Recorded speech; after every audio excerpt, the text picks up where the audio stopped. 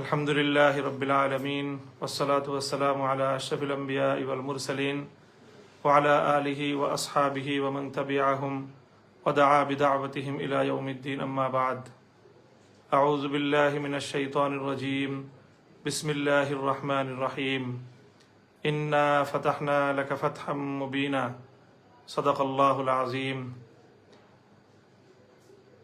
প্রিয় দেশবাসী, বাংলাদেশের সর্বস্তরের সকল জনগণ, সর্বশ্রেণীর সকল পেশার মানুষকে সর্বপ্রথম আমি স্বাগত জানাচ্ছি, অভিনন্দন জানাচ্ছি। আজকে একটি ঐতিহাসিক দিবস, 2024 সালের 5ই আগস্ট। বাংলাদেশের মানুষের জন্য ফ্যাসিবাদ মুক্তি এবং জুলুম ও শোষণের পিঞ্জর থেকে মুক্তির একটি ঐতিহাসিক স্বাধীনতার দিবস আজ। অনাগত কাল পর্যন্ত বাংলাদেশের মানুষ দ্বিতীয় স্বাধীনতা দিবস হিসেবে স্মরণ করবে ঐতিহাসিক 5ই আগস্টকে।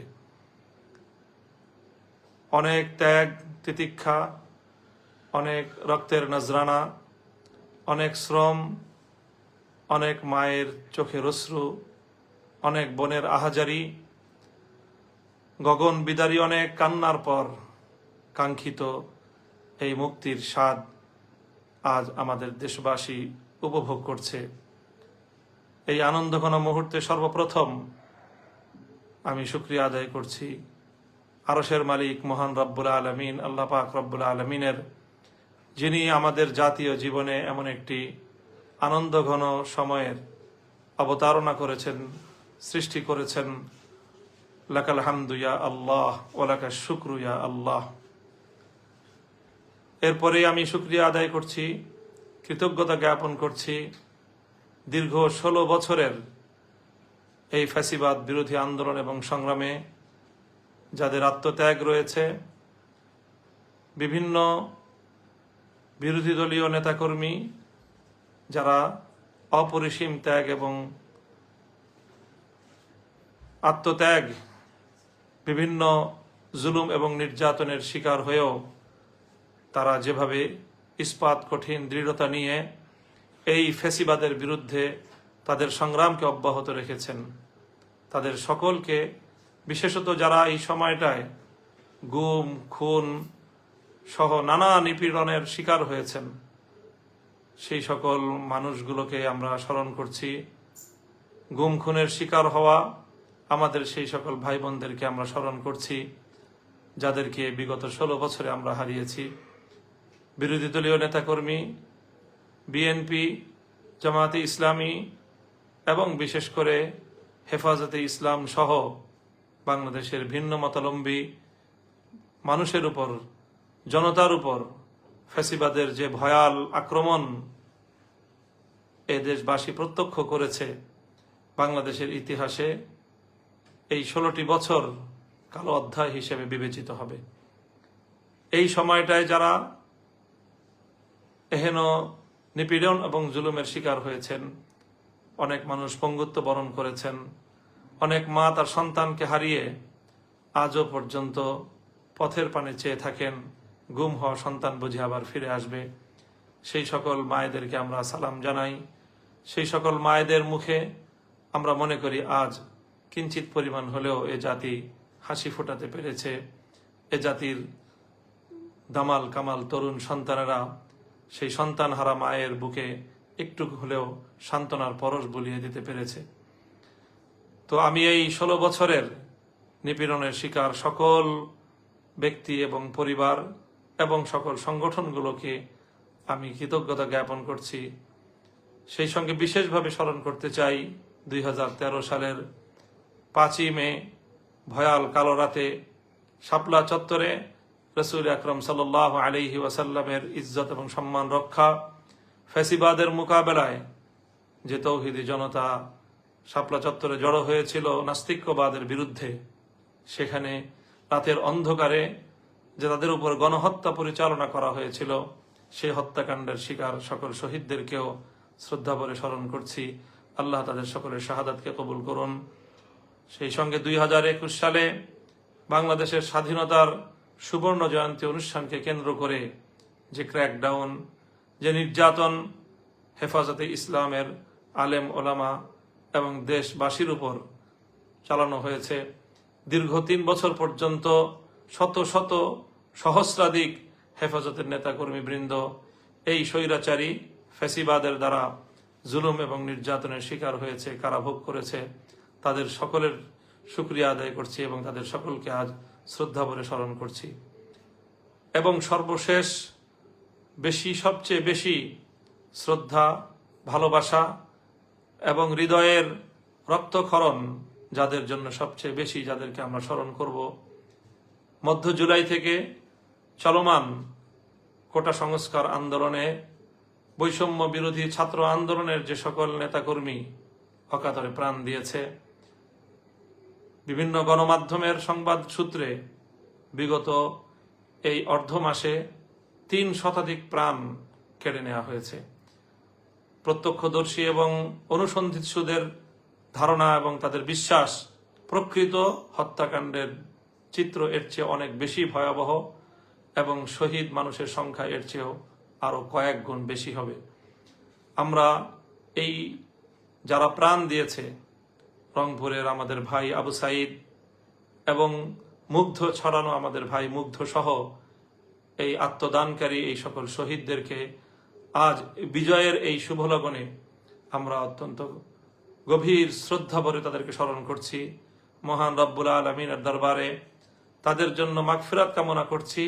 আল্লাহ যেন তাদের এই শাহাদাতকে কবুল করেন এবং তাদের দেখানো এই পথে আগামীর বাংলাদেশ যেন গড়ে উঠতে পারে। আমরা যেন এই সকল শহীদদের আত্মদানের সাথে বিশ্বাসঘাতকতা না করি।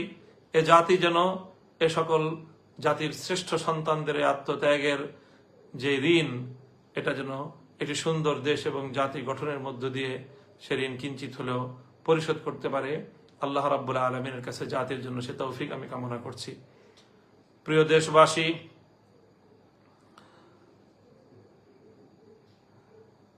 এই আন্দোলনে দেশের সকল ছাত্র জনতা যেভাবে সম্পৃক্ত ছিল, পাবলিক বিশ্ববিদ্যালয়, প্রাইভেট বিশ্ববিদ্যালয়, কলেজ, স্কুল লেভেল সহ এই সকল শিক্ষা প্রতিষ্ঠানের ছাত্রছাত্রীরা যেভাবে তারা জীবনের মায়া ত্যাগ করে সত্যকে প্রতিষ্ঠার জন্য, বৈষম্যকে উৎখাত করে একটি ন্যায় ও সাম্যপূর্ণ জাতি গঠনের লক্ষ্যে তারা যেভাবে মাঠে নেমে এসেছিল, আমার এই স্কুল, কলেজ, বিশ্ববিদ্যালয় পড়ুয়া শিক্ষার্থীদের সাথে কাঁধে কাঁধ মিলিয়ে আমাদের বাংলাদেশের টেকনাফ থেকে তেতুলিয়া পর্যন্ত মাদ্রাসা শিক্ষার্থীরাও তাদের ভাইদের সাথে সংহতি প্রকাশ করে তারা মাঠে ময়দানে ভূমিকা পালন করেছে। এবং বিশেষত আন্দোলনের শেষাংশে বাংলাদেশের সকল মাদ্রাসাগুলো থেকে ছাত্র জনতা বাঁধ ভাঙ্গা জোয়ারের মতো তারা মাঠে নেমে এসেছে। ফ্যাসিবাদের বিরুদ্ধে জাতীয় এই জাগরণে সাধারণ শিক্ষাধারার শিক্ষার্থীদের সাথে আমার মাদ্রাসার শিক্ষার্থীরাও কাঁধে কাঁধ মিলিয়ে মাঠে ভূমিকা পালন করেছে, যেটি বাংলাদেশে এক অনন্য, অনিন্দ, সুন্দর দৃষ্টান্ত স্থাপন করেছে। আগামীর বাংলাদেশ আমরা তেমনই দেখতে চাই। সকল ভেদাভেদ ভুলে গিয়ে শিক্ষা এবং ধর্মীয় অঙ্গনের এই যে সীমারেখা, এই যে একটি দেয়াল, এই দেয়ালকে অতিক্রম করে গোটা জাতির জন্য সম্মিলিতভাবে একটি আগামী প্রজন্ম আমরা গড়ে তুলব, যারা এই দেশটাকে আমাদের পূর্বসূরীদের স্বপ্নের বাংলাদেশ হিসেবে গড়ে তুলবে। সেই প্রত্যাশা আজকের এই শুভ লগনে আমি ব্যক্ত করছি এবং আগামীর সেই বাংলাদেশ গড়ার জন্য সকল শিক্ষার্থীদের প্রতি আমি উদাত্ত আহ্বান জানাচ্ছি।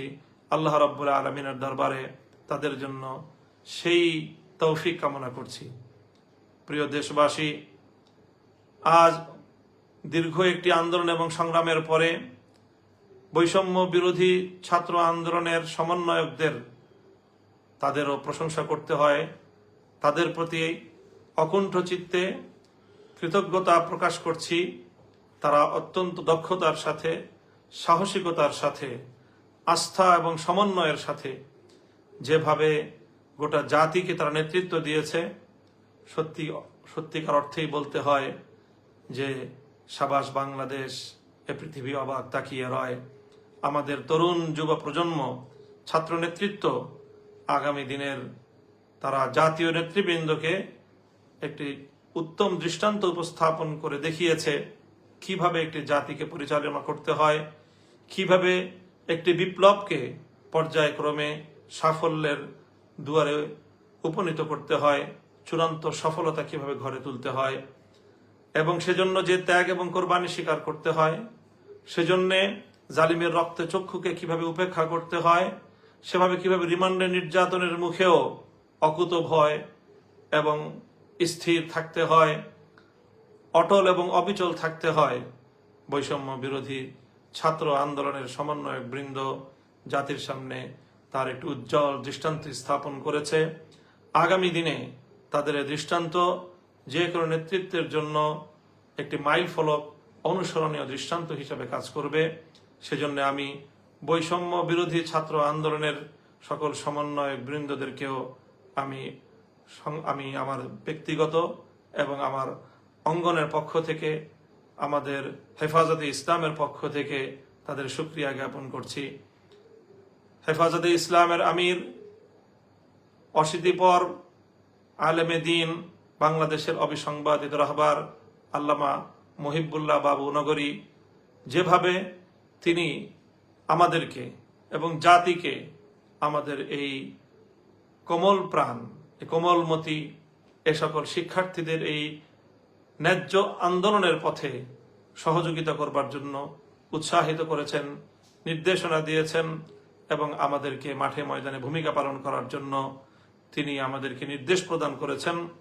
সেজন্য আমির হেফাজত সহ হেফাজত নেতৃবৃন্দকেও আমরা শুকরিয়া জ্ঞাপন করছি। অন্যান্য ইসলামী অঙ্গনের অনেকে, ইসলামী আন্দোলন বাংলাদেশের নেতৃবৃন্দ এক্ষেত্রে অগ্রণী ভূমিকা পালন করেছেন। আমরা তাদেরও জাতির পক্ষ থেকে শুকরিয়া আদায় করছি।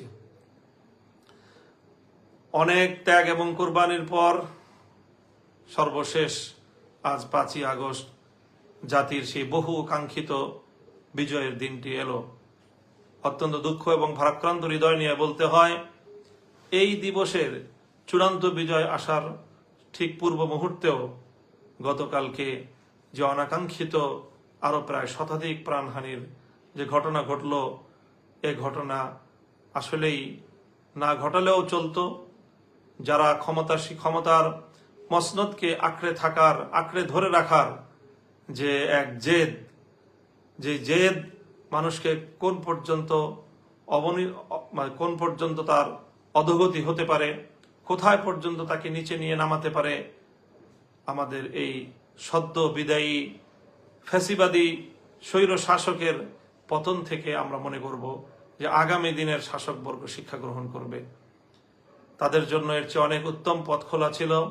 জাতির কাছে তারা যদি আত্মসমর্পণ করত, সময় থাকতে তারা যদি জাতির প্রাণহানির আত্মঘাতী পথে পা না বাড়িয়ে যদি জাতির সাথে, জাতির আগামী দিনের তরুণ সন্তানদের সাথে যদি তারা সমন্বয় এবং তাদের কাছে যদি তারা আত্মসমর্পণ করার একটু মানসিকতা লালন করত, তাহলে আজ তাদের এই করুণ পরিণাম বরণ করতে হতো না।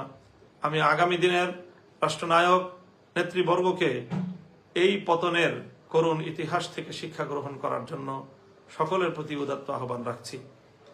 প্রিয় দেশবাসী, আজ যখন স্বৈরশাসীর পতনের বিদায় ঘণ্টা বেজে গেল, এদেশের মানুষ স্বতঃস্ফূর্তভাবে কিভাবে তাদের যে ক্ষোভের বহিঃপ্রকাশ ঘটিয়েছে, গণভবন থেকে প্রধানমন্ত্রীর কার্যালয়ের প্রতিটি ইঞ্চিতে এদেশের মানুষ দীর্ঘ 16 বছর পর যেন তাদের মালিকানার অধিকার ফিরে পেয়েছে।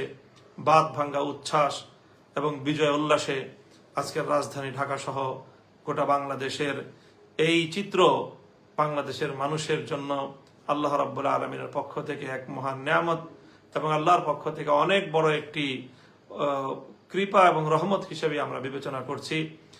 আল্লাহ রাব্বুল আলামিনের কাছে গোটা দেশবাসীকে আমি এই মহান বিজয় উপহার দেওয়ার জন্য শুকরিয়া আদায় করতে গোটা দেশবাসীর প্রতি আমি আহ্বান জানাচ্ছি।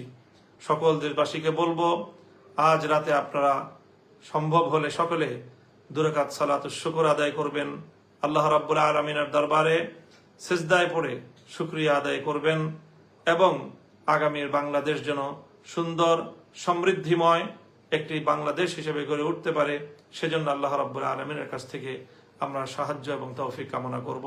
সেই আহ্বানও আমি জাতির কাছে রাখছি। আজ যখন স্বৈরশাহীর, আজকে যখন ফ্যাসিবাদী সরকারের পতন চূড়ান্ত হলো, তখন মাননীয় সেনাপ্রধান বাংলাদেশের বিভিন্ন রাজনৈতিক দলের নেতৃবৃন্দ এবং বিভিন্ন পেশাজীবী সহ নেতৃবৃন্দকে তিনি আহ্বান করেছিলেন পরিস্থিতি আগামীতে করণীয় বিষয়ে পরামর্শ করার জন্য। সেখানে অন্যান্যদের সঙ্গে আমিও আহত ছিলাম এবং সেনাপ্রধানকে আমরা পরামর্শ দিয়েছি। সেনাপ্রধান আমাদের পরামর্শ গ্রহণ করেছেন এবং তিনি জাতির উদ্দেশ্যে বক্তব্যের মাধ্যমে প্রধানমন্ত্রীর পদত্যাগের বিষয়টি নিশ্চিত করেছেন। সেই সঙ্গে আগামী দিনের কার্যক্রম পরিচালনার ক্ষেত্রেও তিনি আমাদের কাছে সহযোগিতা কামনা করেছেন। এরপরে আমরা সেনাপ্রধান সহ বঙ্গভবনে মহামান্য রাষ্ট্রপতির সঙ্গে সাক্ষাৎ করেছি এবং রাষ্ট্রপতির সঙ্গে বিভিন্ন পেশাজীবী এবং রাজনৈতিক নেতৃবৃন্দ সহ বিরোধী দলীয় সকল রাজনৈতিক নেতৃবৃন্দ সেখানে উপস্থিত ছিলেন, প্রতিনিধিবৃন্দ। মহামান্য রাষ্ট্রপতির সভাপতিত্বে বা তার নেতৃত্বে সেখানে বৈঠক অনুষ্ঠিত হয়েছে এবং আগামী দিনের জরুরি কিছু করণীয় বিষয়ে আমরা একমত হয়েছি। জাতির উদ্দেশ্যে সেই বিষয়গুলো ইতিমধ্যে আমরা বর্ণনা করেছি। আবারও বলছি যে সেখানে রাষ্ট্রপতি সহ 3 বাহিনীর প্রধান, সেনাবাহিনী, নৌবাহিনী এবং বিমান বাহিনীর প্রধান সহ সামরিক ঊর্ধ্বতন কর্মকর্তাগণ, বিএনপি, জামায়াতে ইসলামী, জাতীয় পার্টি সহ অন্যান্য দলের নেতৃবৃন্দ এবং সিভিল সোসাইটির নেতৃবর্গ সহ অনেকেই সেখানে উপস্থিত ছিলেন এবং বৈঠকের শেষাংশে বৈষম্য বিরোধী ছাত্র আন্দোলনের সমন্বয়ক বৃন্দ কয়েকজন সেখানে অংশগ্রহণ করেছেন। পরবর্তী তাদের সঙ্গে আরো বিশদ বৈঠক হওয়ার সিদ্ধান্ত ছিল। সেখানে আজ যে বিষয়গুলো আমরা ঐক্যমতে পৌঁছেছি সে বিষয়গুলো জাতির জন্য জানা প্রয়োজন। আমরা সেখানে প্রথমেই এই বৈষম্য বিরোধী আন্দোলনে যে সকল মানুষের প্রাণ গিয়েছে, ছাত্র, শ্রমিক, কৃষক, নারী, পুরুষ, শিশু, যাদেরই প্রাণ গিয়েছে প্রায় 3 শতাধিক মানুষের গণমাধ্যমের সূত্র অনুযায়ী এবং প্রত্যক্ষদর্শীদের ধারণা মতে আরো অনেক বেশি, সেই সকল আত্মদানকারী সকল শহীদানের জন্য শোক প্রস্তাব গ্রহণ করা হয়েছে এবং তাদের রুহের মাগফিরাত কামনা করে দোয়া মোনাজাত পরিচালনা করা হয়েছে। সেখানে ঐক্যমত পোষণ করা হয়েছে। সেনাপ্রধান এবং রাষ্ট্রপতি আমাদেরকে আশ্বস্ত করেছেন যে এই সকল হতাহত এবং এই প্রাণহানি, জানমালের অপূরণীয় ক্ষয়ক্ষতির জন্য যারা দায়ী, সকলের উপযুক্ত বিচারের ব্যবস্থা করা হবে এবং কোনো অপরাধী পার পাবে না বলে তারা আমাদেরকে আশ্বস্ত করেছেন, কথা দিয়েছেন। আমরা তাদের কথার উপর আস্থা রাখতে চাই। তারপরে সেখানে আরেকটি সিদ্ধান্ত আমরা একমত হয়েছি আমরা যে দ্রুত সময়ের মধ্যে অন্তর্বর্তীকালীন একটি সরকার গঠন করা হবে। আমরা আশা করব যে সেটিও ইনশাআল্লাহ দ্রুত সময়ের মধ্যেই জাতির সামনে অন্তর্বর্তীকালীন সরকারের রূপরেখা সহ সকল বক্তব্য জাতির সামনে খোলাসা হয়ে যাবে। সেই সঙ্গে এ বিষয়ে একমত হয়েছেন। রাষ্ট্রপতি আশ্বস্ত করেছেন যে বাংলাদেশের সাবেক প্রধানমন্ত্রী বেগম খালেদা জিয়া সহ বৈষম্য বিরোধী আন্দোলন চলাকালে বিগত প্রায় জুলাই মাসের শুরু থেকে হালনাগাদ বিরোধী দলীয় রাজনৈতিক নেতৃবৃন্দ, নেতাকর্মী, ছাত্র নেতৃবৃন্দ এবং যে সকল নিরপরাধ মানুষকে নির্বিচারে ব্যাপক হারে গণগ্রেফতার করা হয়েছে গত 1 মাস যাবৎ, তাদের সকলকেই 2-1 দিনের মধ্যেই মুক্তির ব্যবস্থা গ্রহণ করা হবে। সেনাপ্রধান নিজে এ ব্যাপারে আশ্বস্ত করেছেন, রাষ্ট্রপতি নিজে দায়িত্ব গ্রহণ করেছেন। সেই সঙ্গে সবচেয়ে গুরুত্বের সঙ্গে যে বিষয়টিতে আমরা একমত হয়েছি সেটি হলো এই বিজয়কে যেন কেউ কলুষিত করতে না পারে, অভূতপূর্ব জনতার এই বিজয়কে যেন কেউ কলঙ্কিত করতে না পারে, অনাহত অনাকাঙ্ক্ষিত আর কোনো ঘটনা যেন আমাদের জাতীয় জীবনকে আমাদের আঘাত দিতে না পারে, সে বিষয়ে আমরা সকলেই সজাগ থাকব। প্রিয় দেশবাসী, অনেক প্রাণহানি হয়েছে, দেশের জাতীয় অনেক স্থাপনা ধ্বংস হয়েছে, অনেক অপূরণীয় ক্ষয়ক্ষতি ইতিমধ্যে হয়ে গিয়েছে। আর কোনো ক্ষয়ক্ষতির ভার বহন করার সক্ষমতা আমাদের এই বাংলাদেশের নেই। সুতরাং দেশবাসীর প্রতি উদাত্ত আহ্বান জানাবো আমি যে আমাদের সকলেরই এখন দায়িত্বশীল ভূমিকা পালন করতে হবে। কোনো প্রতিহিংসা চরিতার্থ করার জন্য কারো উপর আঘাত করা যাবে না, কারো জানমালের ক্ষয়ক্ষতি করা যাবে না। এ বিষয়ে আমাদের সকলকে সোচ্চার থাকতে হবে। বিশেষত আমি দেশের আলেম সমাজ, ইমাম সমাজকে আমি বিশেষভাবে আহ্বান জানাবো যে আপনারা এ ব্যাপারে সোচ্চার থাকবেন এবং আপনারা সক্রিয় ভূমিকা পালন করবেন।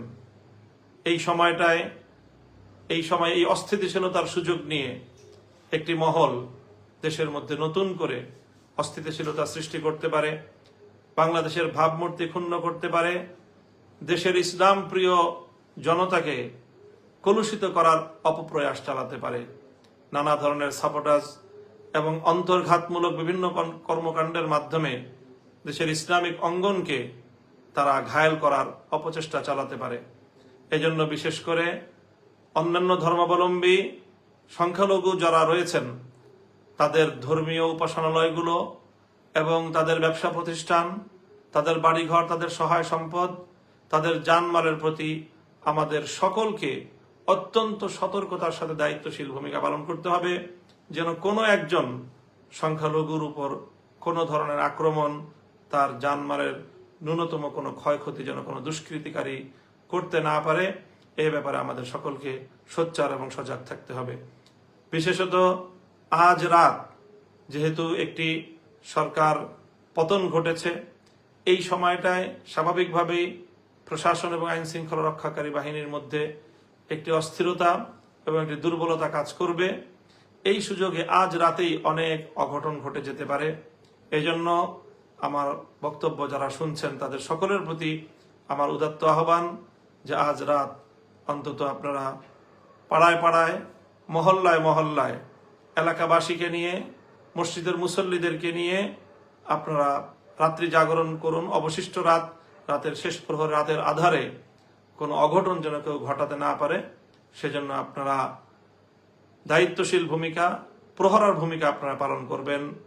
হিন্দুদের মন্দিরগুলো, প্যাগোডাগুলো এবং বৌদ্ধদের উপাসনালয়, অন্যান্য খ্রিস্টানদের উপাসনালয়, গির্জাগুলো, সেগুলো সহ তাদের সকল স্থাপনা, তাদের ব্যবসা প্রতিষ্ঠান, তাদের বাড়িঘর, এগুলোর প্রতি আমরা বিশেষভাবে পাহারাদারি করব, যাতে কোনো দুষ্কৃতিকারী এই সকল ক্ষেত্রে কোনো আঘাত করে, আক্রমণ করে দেশের মধ্যে যেন কোনো অস্থিতিশীলতা সৃষ্টি করতে না পারে, বিশ্ব দরবারে বাংলাদেশের ভাবমূর্তি যেন কোনোভাবেই ক্ষুণ্ণ করতে না পারে। সেই সঙ্গে আরেকটি বিষয় আমি বিশেষভাবে আন্দোলন সংগ্রামে সক্রিয় সকল ছাত্র জনতা এবং ধর্মপ্রাণ তৌহিদি জনতা, বিরোধী দলের সকল নেতাকর্মী, সকলের প্রতি আরেকটি বিষয়ও আমি উদাত্ত আহ্বান জানাই। আল্লাহ রাব্বুল আলামিন আমাদেরকে যে ঐতিহাসিক বিজয় দান করেছেন, ক্ষুদ্র ব্যক্তিগত প্রতিহিংসা চরিতার্থ করার জন্য আমরা এই মহান বিজয়কে কোনোভাবেই কলুষিত করার অপপ্রয়াস চালাবো না। এই বিজয়কে দেশের জন্য, জাতির জন্য একটি উত্তম এবং উন্নত ভবিষ্যৎ বিনির্মাণে আমরা উৎসর্গ করতে চাই। সেই হিসেবে কেউ ব্যক্তিগত রাজনৈতিক প্রতিহিংসা, রাজনৈতিক প্রতিপক্ষকে ঘায়েল করার মোক্ষম সুযোগ হিসেবে এটিকে কেউ ব্যবহার করার চেষ্টা করবেন না। সেই সঙ্গে আমরা আরেকটা কথাও বিশেষভাবে বলবো যে চলমান এই আন্দোলনে সরকারের নির্দেশ পালন করতে গিয়ে বা সরকারের বৈধ বা অবৈধ আনুগত্য করতে গিয়েও আইন শৃঙ্খলা রক্ষাকারী বাহিনী, বিশেষত পুলিশ বাহিনী অনেক ক্ষেত্রেই তারা জনতার উপর চড়াও হয়েছে। রাষ্ট্রীয় পেটোয়া বাহিনী হিসেবে মানুষের জানমালের অনেক ক্ষয়ক্ষতি করেছে এবং অনেক ক্ষেত্রে তারা সীমা লঙ্ঘন করেছে, এতে সন্দেহের কোনো অবকাশ নেই। কিন্তু মনে রাখতে হবে যে পুলিশ বাহিনী একটি বাংলাদেশের আইন শৃঙ্খলা রক্ষাকারী বাহিনী। তারা তৃণমূল পর্যায়ে দেশে আইন শৃঙ্খলা রক্ষা করে থাকে। এখানে যেরকম অপরাধী রয়েছে, ফ্যাসিবাদের পাঁচাটা গোলাম যেরকম রয়েছে, এখানে অনেক ভালো দেশপ্রেমিক, মানুষের জন্য কল্যাণকামী অনেক পুলিশ ভাইরাও সেখানে রয়েছেন। কাজেই তাদের কাউকে একজনকে আরেকজন থেকে আমরা আলাদা করে পুলিশের ইউনিফর্ম দেখে আলাদা করে পরিচয় করার, পরিচিত করার, চেনার কোনো উপায় নেই। কাজেই এই সময়ে সেই আমাদের ক্ষোভগুলোর কারণে নির্বিচারে কোনো পুলিশের উপর, থানার উপর হামলা করার যে সকল দুঃখজনক ঘটনাগুলো ঘটছে, এ বিষয়েও আমি দেশবাসীর প্রতি সংযমী ভূমিকা পালন করার উদাত্ত আহ্বান জানাচ্ছি যে আপনারা এই ধরনের আর কোনো থানায় আক্রমণ ঘটানোর মতো দুঃখজনক বেআইনি কার্যক্রম আপনারা কেউ করবেন না। আইন নিজের হাতে তুলে নেবেন না। দেশ সেক্ষেত্রে বড় ধরনের হুমকির সম্মুখীন হয়ে পড়বে। প্রিয় দেশবাসী, এই কথাগুলো আমি আপনাদের সম্মুখে উপস্থাপন করলাম আজকের ঐতিহাসিক লগনে। আবারও বিগত 16 বছরের জুলুম শোষণের শিকার, নিরীহ, নিপীড়িত, নির্যাতিত বাংলাদেশের নারী, পুরুষ, আবার বৃদ্ধ বনিতার সকলকে শ্রদ্ধা ভরে স্মরণ করছি, যারা এই সময়টায় দুনিয়া থেকে বিদায় গ্রহণ করেছেন। বিশেষ করে আমাদের হেফাজতে ইসলামের মরহুম আমির আল্লামা আহমদ শফি, আল্লামা জুনায়েদ বাবু নগরী, আল্লামা নূর হোসেন কাসেমি মহাসচিব, আল্লামা নুরুল ইসলাম মহাসচিব, যারা হেফাজতে ইসলামকে আজকের এই পর্যায়ে উপনীত করে আমাদের মাঝ থেকে বিদায় নিয়েছেন, তাদের রুহের মাগফিরাত কামনা করছি। আল্লাহ তাদেরকে জান্নাতের উঁচু মাকাম দান করুন। সেই সঙ্গে হেফাজতে ইসলামের সহ আলেম ওলামাদের মধ্যে যারা মূল ধারা থেকে বিচ্ছিন্ন হয়েছে, তাদেরকেও আমরা আহ্বান করব, এভাবে জাতির বিপক্ষে, আলেম সমাজের বিপক্ষে আমাদের আর কেউ যেন ভূমিকা পালন না করে। আজকের এই ঐতিহাসিক, এই অভূতপূর্ব বিজয়ের দিনে আমরা গোটা জাতির প্রতি অকুণ্ঠ চিত্তে তাদের প্রতি শ্রদ্ধা এবং শুকরিয়া জ্ঞাপন করছি। মহান আল্লাহ রাব্বুল আলামিনের দরবারে আবারও শুকরিয়া আদায় করছি এবং সকলকে আহ্বান জানাচ্ছি, আসুন আমরা সকলে হাতে হাত রাখি। ছাত্র জনতার প্রতি বলবো, স্কুল, কলেজ, ভার্সিটি, মাদ্রাসা সকলে হাতে হাত রেখে একটি সুন্দর, সমৃদ্ধ একটি দেশ এবং একটি জাতি, যেখানে সকলে যার যার অধিকার পাবে, যেখানে অকুণ্ঠ চিত্তে আমরা আমাদের রবের গোলামি করতে পারবো, আল্লাহ রাব্বুল আলামিনকে আমরা ডাকতে পারবো, আল্লাহর দ্বীনকে বিজয়ী করার একটি অনুকূল ভূমি আমরা আগামী দিনে উপহার পাবো। এরকম একটি বাংলাদেশকে আমরা গড়ে তুলবার জন্য সকলে যার যার জায়গা থেকে ভূমিকা পালন করব। আগামীর সুন্দর বাংলাদেশ গড়ার প্রত্যয় নিয়ে এবং সেই প্রত্যাশা ব্যক্ত করে আমি আজকের বক্তব্য এখানেই শেষ করছি। সকলে দোয়া করবেন, দেশের জন্য দোয়া করবেন, আমার জন্য দোয়া করবেন, আগামীর বাংলাদেশ গড়বার জন্য আল্লাহ রাব্বুল আলামিনের সাহায্য কামনা করবেন। ওয়া আখিরু দাওয়ানা আনিল হামদুলিল্লাহি রাব্বিল আলামিন। আসসালামু আলাইকুম ওয়া রাহমাতুল্লাহ।